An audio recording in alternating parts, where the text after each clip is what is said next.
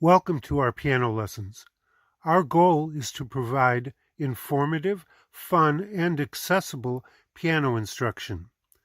While in-person study with a piano teacher is always best, not everyone can get to or afford that.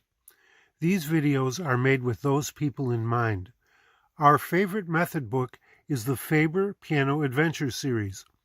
On this platform, we are providing material from the lesson books.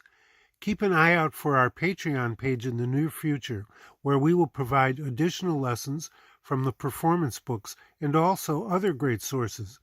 If you like what we are doing, please like, subscribe, and follow, and enjoy. Hey! It's time to learn one of my very favorite songs. You can find it on page 13 of the Faber Primer lesson book. The Three Little Kittens. To play this piece, find the 3 black keys in the center of the piano. Use the second, third, and fourth fingers of the right hand to play these keys. Move your hand to the right, higher, and higher, all the way to the highest 3 black keys on the piano. It looks and sounds like this.